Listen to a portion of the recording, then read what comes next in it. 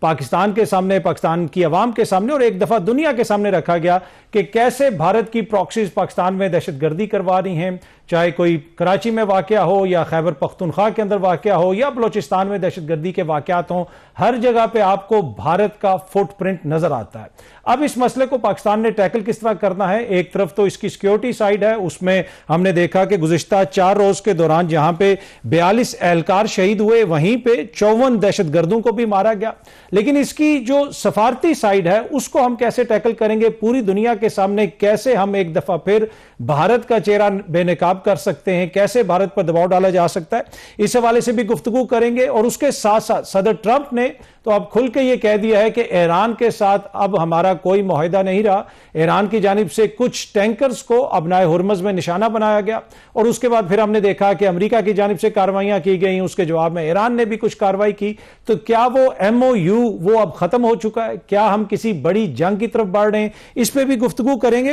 اور at the same time یہ جو بلوچستان میں دہشت گردی کے واقعات ہیں، جہاں پہ اس میں نو ڈاؤٹ کہ اس میں بھارت کا ہاتھ ہے، ہمارے دشمنوں کا ہاتھ ہے، وہ پاکستان میں دہشت گردی کروا رہے ہیں، وہاں پہ کہیں نہ کہیں حکومت کی ناکامی بھی ہے۔ یہ نہیں ہو سکتا کہ ہر دہشت گردی کے واقعے کے بعد پنجاب میں ہو، چاہے بلوچستان میں ہو، چاہے سندھ میں ہو، کسی جگہ پہ بھی ہو تو حکومت کی طرف سے ایک بیان آ جائے۔ اور خصوصاً اگر آپ بلوچستان میں دیکھیں، جب بھی کوئی واقعہ ہوتا ہے تو سرفراز بگٹی صاحب آ کے کوئی بیان دے دیتے ہیں، بلوچستان حکومت کے ترجمان شاہد رند صاحب آ کے جو ہے وہ آپ کو وہی سیم ریٹرک ہم ختم کرنے والے ہیں، بس یہ ہو جائے گا، وہ ہو جائے گا۔ لیکن اس کا ذمہ دار کون ہے؟ اگر یہاں پہ بھارت یہ ساری دہشت گردی کروا رہا ہے اور اس میں تو کوئی ڈاؤٹ نہیں ہے، وہ ذمہ دار ہے، لیکن اس کو روکنا کس کا کام ہے؟ کیا حکومت کا کام صرف پروٹوکول انجوائے کرنا ہے، صرف وہاں پہ منصوبے بنانا ہے، وہاں پہ فنڈز بانٹنا ہے، یا ان چیزوں کو روکنا بھی حکومت کا کام ہے؟ اگر حکومت نہیں روک سکتی تو پھر آپ مستعفی ہو جائیں، گھر چلے جائیں۔ پیپلز پارٹی کی حکومت ہے، کیا ان کی قیادت اس وقت بلوچستان میں موجود ہے؟ کیا زرداری صاحب کو اس وقت وہاں پہ نہیں ہونا چاہیے؟ کیا بلاول صاحب کو وہاں پہ نہیں ہونا چاہیے؟ تو ریٹرک تو بہت زیادہ ہمیں سنائی دیتی ہے بلوچستان کی حکومت کی جانب سے، لیکن ان سارے اقدامات، یعنی وہ جو اقدامات ہیں جن کو اٹھانا ہے، جس طریقے سے ہم نے وہ گیپس بند کرنے ہیں تاکہ ہمارے دشمن اس چیز کا فائدہ نہ اٹھا سکے، وہاں پہ ایک بڑی ناکامی آپ کو نظر آتی ہے بلوچستان حکومت کی۔ پر اینی وے، جس طرح میں نے پہلے بھی کہا کہ بلوچستان کے معاملات بھی ہیں اور کچھ عالمی معاملات بھی ہیں، ان سارے معاملات پہ گفتگو کرنے کے لیے ہمیں جوائن کر رہے ہیں سابق سفیر جوہر سلیم صاحب۔ سر، آپ کا بہت بہت شکریہ، ویری کائنڈ۔ سب سے پہلے تو یہ بتائیے گا سر کہ یہ ہم دیکھ رہے ہیں کہ بھارت کا یہ جو دہشت گردی کے حوالے سے فٹ پرنٹ ہے، یہ پاکستان میں بڑھتا جا رہا ہے، اور کل ایک خبر آئی کہ ایون امریکہ میں بھی جو بھارتی ایجنسیوں سے لنکڈ کرمنل سنڈیکیٹ ہے اس کو پکڑا گیا۔ FBI نے باقاعدہ اس کے اوپر ایک پریس کانفرنس کی۔ تو اس میں تو اب کوئی دو رائے نہیں کہ بھارت پوری دنیا کے اندر اس قسم کی حرکتیں کر رہا ہے، پر obviously جو اس کا سکیل پاکستان میں ہے وہ بہت زیادہ ہے۔ تو اس کو اب ہم سفارتی سطح پہ کیسے ٹیکل کر سکتے ہیں؟ کیا سٹیپس ہمیں اٹھانے چاہیے؟ جی، آپ نے صحیح کہا، اس میں کوئی شک ہی نہیں ہے کہ اجیت ڈوول کی جو پالیسی ہے، اس کا جو سو کالڈ اوفینسو ڈیفنس ڈاکٹرن جو 10 سال پہلے کا ہے، یہ وہ کیا تھا؟ اس نے یہ انیشیٹ کیا تھا کہ ہم جو ہے نا پراکسی آرگنائزیشنز کو استعمال کریں گے پاکستان کو ویکن کرنے کے لیے۔ پراکسی آرگنائزیشنز یعنی کہ ٹیررسٹ آرگنائزیشنز، اور یہ پالیسی تو چل رہی ہے، اس سے پہلے بھی چل رہی تھی، لیکن اس نے جب ایک ڈاکٹرن بنایا اور پھر وہ نیشنل سیکورٹی ایڈوائزر بنا تو اس کے بعد اس میں بہت زیادہ تیزی آ گئی اس پالیسی میں۔ اور اب ہم دیکھ رہے ہیں کہ دیکھیں، اب بدقسمتی کی بات یہ ہے کہ پچھلے 1 سال سے پاکستان دنیا کے اس لسٹ میں جو ملک سب سے زیادہ شکار ہیں دہشت گردی کا، اس میں ہم اس وقت سر فہرست ہیں، نمبر 1 پہ ہیں جو ڈیتھس ہوئی ہیں، ٹیررزم ریلیٹڈ جو ڈیتھس ہیں۔ تو بالکل یہ جو ایک بہت بڑا چیلنج ہے، اس میں انڈیا کا فٹ پرنٹ بھی ہے، پھر ظاہر ہے افغانستان اس میں شامل ہے، وہاں سے جو ہے، اور انڈیا جس طرح سے استعمال کر رہا ہے ان کو، پراکسی آرگنائزیشن تو وہیں پہ بیٹھی ہیں زیادہ تر، کچھ ڈائریکٹلی بھی کر رہے ہیں، بٹ بہت ساری جو ہیں اور جن کا زیادہ فٹ پرنٹ ہے پاکستان میں، وہ تو افغانستان سے آپریٹ کر رہی ہیں۔ اور ہندوستان اور افغانستان کے درمیان ابھی بھی دیکھیں کتنے زیادہ روابط ہیں، ابھی بھی جو ہے نا کچھ عرصہ پہلے ادھر منسٹریل لیول کے آپس میں ڈیلیگیشنز کا ایکسچینج ہوا، اس سے پہلے ہم نے دیکھا کہ بہت ہی زیادہ، حالانکہ وہ ریکگنائز نہیں کرتے ٹیکنیکلی تھیوریٹیکلی جو افغان رجیم ہے اس کو، لیکن فارن منسٹر کے لیول پہ، دوسرے منسٹریل لیول پہ بڑے بڑے منصوبے اکٹھے بن رہے ہیں، اور ظاہر ہے کہ جو انٹیلیجنس انڈیا کی ہے وہ تو بہت ہی آبویس ہے کہ وہاں سے آپریٹ کر رہے ہیں وہ پاکستان کے خلاف۔ تو دیکھیں اس میں ہم کیا کر سکتے ہیں اس وقت جو پاکستان نہیں کر رہا؟ ایک تو یہ ہے کہ ہماری ایک 3 pronged اسٹریٹجی تو تھی۔ ایک ہم بائیلیٹرلی کوشش کر رہے تھے افغانستان کے ساتھ کہ ان کو جو ہے نا بائلیٹرلی کنونس کریں کہ جی یہ اس طرح کے جو گروپس ہیں ان کو وہ وہاں پہ اپنی اسپیس نہ دیں, وہ اپنی جو سرزمین ہے وہ استعمال نہ ہونے دیں پاکستان میں دہشت گردی کے لیے. دوسرا یہ کہ ہم ریجنل ایک کنسنسس بلڈ کرنے کی کوشش کر رہے تھے اس میں, جس کو کہ صرف اس کا شکار وہاں سے افغانستان سے جو دہشت گردی پاکستان صرف نہیں ہے, اس سے خطرہ تو چین کو بھی ہے, اس سے خطرہ تو ایران کو بھی ہے, اس سے خطرہ سینٹرل ایشیا کے ممالک کو بھی ہے, حتیٰ کہ ایون رشینز فیل کرتے ہیں کہ ان کو بھی ہے. اور پھر اب تو ویسٹرن کنٹریز بھی, بہت سے مغربی ممالک بھی یہ سمجھتے ہیں کہ وہاں پہ جو جس طرح کی دہشت گردی پنپ رہی ہے ان کو بھی خطرہ ہے. تو اب تیسرا یہ ہے کہ یونائٹڈ نیشنز کے لیول پہ دیکھیں, یونائٹڈ نیشنز سیکورٹی کاؤنسل میں پاکستان اس وقت ایک نان پرماننٹ ممبر ہے.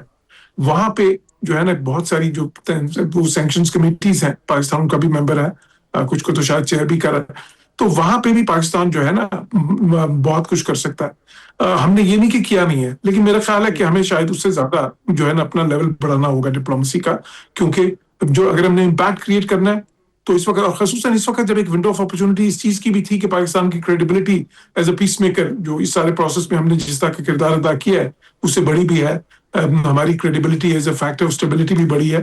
تو اس کو ہم نے ٹرانسلیٹ کرنا ہے اس وقت اس چیز میں بھی کہ جو ہمیں مسائل ہیں جس کا سامنا, چیلنجز کا, دنیا کو وہ باور کرائیں اور دنیا کی سپورٹ اس پہ حاصل کریں تاکہ انڈیا پہ وہ ڈپلومیٹک پریشر جنریٹ کریں. تو ایک تو وہ پرابلم ہے. دوسرا یہ دیکھیں پاکستان کے اندر بھی ہمیں, آپ نے بھی فرمایا کہ Pakistan as a peace maker جو ہے ابھر کر سامنے آیا, لیکن لگتا ہے ایسے ہے کہ مشرق وسطیٰ میں ایک دفعہ پھر امن خطرے میں پڑ گیا. ایران کی جانب سے کچھ کارروائی کی گئی, اس کے جواب میں امریکہ نے کارروائی کی, اور اب تو صدر ٹرمپ کھل کے کہہ رہے ہیں کہ بھائی وہ سارا معاہدہ ختم ہے اور ہم جو ہے ایران کے خلاف بھرپور کارروائی کریں گے. آپ کو بھی لگتا ہے کہ خدا نہ خواستہ کوئی لارج سکیل وار دوبارہ شروع ہو سکتی ہے؟ دیکھیے میں سمجھتا ہوں کہ اس وقت سیویئرلی سٹریسڈ ہے سارا یہ پروسیس جو ہے, پیس پروسیس, یہ جو ایم او یو کے ساتھ جو روڈ میپ بنا ہے بہت زیادہ, بیکاز اور اس کی بنیادی وجہ کیا ہے؟ اس کی بنیادی وجہ اس وقت آبنائے ہرمز ہے. ایران اپنا کنٹرول وہاں پہ چھوڑنا نہیں چاہتا, اور جو ان کی انڈرسٹینڈنگ جو کلاس 5 ہے ایم او یو کی, اس کو دونوں ملک بالکل ڈفرینٹلی انٹرپریٹ کر رہے ہیں. بٹ انٹرپریٹیشن تو ہمیشہ مختلف ہو سکتی ہے. وہ معاملہ جو ہے نا صرف انٹرپریٹیشن کا نہیں ہے, معاملہ یہ ہے کہ ایران جی سمجھتا ہے کہ وہ جو اسٹریٹجک لیوریج ہے وہ اس کو نہیں چھوڑ سکتے. اور ایران کے اندر بھی دیکھیں ان کی جو کاؤنسل آف ایکسپرٹس ہے, تو اس نے بھی کہہ دیا کہ نہیں جی یہ کسی طرح بھی ہمیں تو, بلکہ انہوں نے تو کہا کہ ہمیں اس پہ بات چیت بھی نہیں کرنی چاہیے تھی, اس کو لے کے بھی نہیں آنا چاہیے تھا بیچ میں, ہمیں نیوکلیر کو بھی ڈسکس. اب میں بارہا یہ کہتا رہا ہوں اپنے کامنٹس میں کہ ایران کے اندر جو ایک اس وقت دیکھیں ایک جو ویکیوم ہے, وہ جو جس طرح جب علی خامنہ تھے تو ان کی حیات میں تو بالکل واضح تھا کہ the buck stopped at him, کہ جی وہ فائنل ڈیسیژن وہاں سے آتا تھا. اس وقت اس طرح کی سچویشن نہیں ہے, اور بہت سارے جو پاور سینٹرز ہیں ان میں ایک تھوڑی سی کشمکش ہے.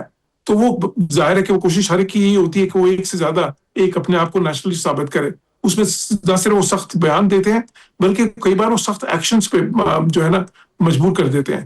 تو اب ایران کی طرف سے جو دیکھیں ابھی جو 3 وہاں پہ جو شپس پہ حملہ ہوا, آئل ٹینکرز پہ, جو کہ عمان کے پانیوں سے جا رہی تھی, تو اس میں تو اب میں سمجھتا ہوں کہ سارے گلف کنٹریز بھی متفق ہیں, پوری بلکہ دنیا ہی متفق ہے کہ وہ ان پہ اٹیک کرنا جو ہے, اور جس کی وجہ سے پھر یہ ساری اسٹرائک شروع ہوئی ہیں. اس سے پہلے بھی جو پچھلی اسٹرائکس بھی امریکہ نے کی تھی وہ بھی ایران نے کچھ ٹینکرز پہ اٹیک کیا تھا, ادھر سے شروع ہوئی تھی.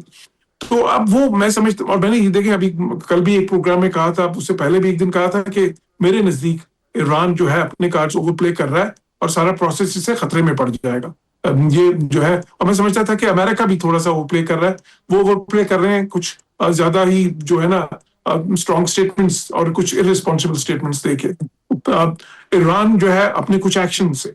لیکن اس سے جو ہے نا دیکھیں ون ون سچویشن دونوں کے لیے یہی ہوگی, دونوں حریفوں کے لیے بھی اور گلف کنٹری جو اس یہ خطے کے لیے بھی, گلف کنٹریز کے لیے بھی اور دنیا کے لیے بھی, کہ یہ اس پروسیس کو آگے لے کے چلیں. لیکن جو اگلے 2-3 دن ہیں وہ کریٹیکل ہوں گے. یہ پروسیس ابھی ختم نہیں ہوا. پریزیڈنٹ ٹرمپ نے ساتھ ساتھ جو باقی بیانات دیے اس کے ساتھ یہ اگلے کہا جا رہا تھا کہ 11 جولائی کو جی سر, جس طرح کہا جا رہا تھا کہ 11 جولائی کو اگلا راؤنڈ ہو سکتا ہے مذاکرات کا, آپ نے بھی کہا کہ اگلے 2-3 دن کریٹیکل ہیں. سو ابھی ہوپ ہے کہ اس کو سیلویج یہاں سے کیا جا سکتا ہے سارے پیس پروسیس کو؟ دیکھیں وہ 11 کو خیر اس کے تو چلیں العربیہ کی خبر تھی, اس کے بعد کوئی بہت زیادہ اس کی کوئی کہیں سے زیادہ جو ہے نا پاکستان کی طرف سے کوئی ایسی اسٹیٹمنٹ نہیں آئی, نہ کہیں اور سے آئی. وہ میں سمجھتا ہوں اہم نہیں کہ وینیو کیا بنتا ہے, اس کا کیا وینیو پاکستان ہے یا قطر ہے, کیا اہم یہ ہے کہ یہ پروسیس چلے, اور اگلے 2-3 دن میں یہ ڈیسائیڈ ہوگا کہ کیا یہ پروسیس چلے گا یا یہ بیسکلی پورا ہی ڈسٹرپٹ ہو جائے گا. اور میں سمجھتا ہوں اس لیے کرٹیکل فیز ہے, جو کہ بدقسمتی کی بات ہے کیونکہ یہ ہونا نہیں چاہیے تھا اس وقت. یہ مسئلہ تو اس وقت ہونا چاہیے تھا جب نیوکلیر ایشوز ڈسکس ہوتے, جو اصل جو کرٹیکل ایشوز ہیں اس میں. ابھی اس پہ تو معاملہ پہنچا ہی نہیں ہے. تو لیکن ابنائے ہرمز پہ میں سمجھتا ہوں کہ ایران کو کچھ فلیکسیبلٹی اس پہ دکھانی چاہیے, اس لیے کہ دیکھیں اس پہ انٹرنیشنل لاز بہت کلیئر ہے. یونائٹڈ نیشن کا جو کنونشن ہے of the law of the سی بہت کلیئر ہے. پھر یہ جہاں پہ اس شپ کو یہ جو ان کو نشانہ بنایا گیا ہے وہ ٹیریٹوریل واٹرز جو ہیں وہ عمان کے ہیں, اس لیے عمان کے فارن منسٹر کا بھی بڑا سخت بیان آیا ہے. تو اب اگر ایران کی سوورنٹی ہے جس طرح وہ کہتے ہیں کہ ان کے ٹیریٹوریل واٹرز پہ ہے, تو پھر عمان کی اپنے ٹیریٹوریل واٹرز پہ بھی تو ہے, اور پھر ظاہر ہے کہ جو انٹرنیشنل لا کے مطابق ایک انٹرنیشنل واٹر وے ہے, سب سے بڑی بات ہے, اس سے آپ نہیں روک سکتے کسی طرح بھی, آپ یہ ٹریفک کو ڈسٹرب نہیں کر سکتے. تو میں دیکھیں ایران کو اتنی زیادہ چیزیں مل رہی ہیں, اتنی فیوریبل ٹرمز مل رہی ہیں, بلکہ میں تو کہتا تھا اس کو, آپ کو یاد ہی ہوگا میں نے کہا تھا کہ یہ بائی ناؤ پے لیٹر والا ایک ان کو اب ملا ہے کہ جس میں چیزیں ان کو ابھی مل گئی ہیں, ان کو پے بعد میں کرنا ہے. لیکن اگر آپ ایک چیز ابھی لے لیتے ہیں اور آپ اس کی قسطیں بھی نہیں پے کرنے کو تیار, اس کے بعد جو اس کے بدلے میں آپ کو دینا ہے آپ کچھ بھی نہیں دینا چاہتے, تو پھر تو مشکل ہو جاتا ہے نا سارا. تو اس لیے میں آئی ہوپ یہ بڑا امپورٹنٹ پوائنٹ ہے آپ کا. اور ایران کے حوالے سے اب دیکھیں پوری دنیا میں جو تاثر ہے وہ کافی اس وقت کرٹیسزم ہو رہا ہے ایران کے اوپر کہ کافی کچھ آپ کو مل چکا تھا, لیکن آپ کی irresponsible کچھ حرکتوں کی وجہ سے معاملہ سارا کٹائی میں پڑ سکتا ہے. Having said that, obviously امریکہ اور اسرائیل کا جو کنڈکٹ ہے وہ بھی کوئی مثالی نہیں ہے. لیکن anyway, جوہر سلیم صاحب, سر آپ کا بہت بہت شکریہ.